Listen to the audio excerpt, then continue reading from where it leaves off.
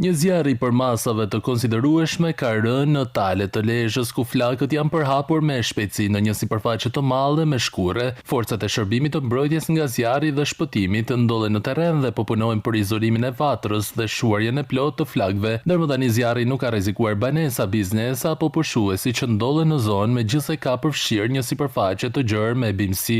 Sipas Agustin Pepkolait, përfaqësuesi I drejtorisë së përgjithshme të shërbimit të mbrojtjes nga zjarri dhe shpëtimi, operacioni vijon me intensitet për të vendosur situatën nën kontroll të plotë dhe për të eliminuar çdo vatër aktive. Kanë qenë prezente të gjithë strukturat e emergjencës civile si dhe të shërbimeve pranë bashkisë, njësisë administrative.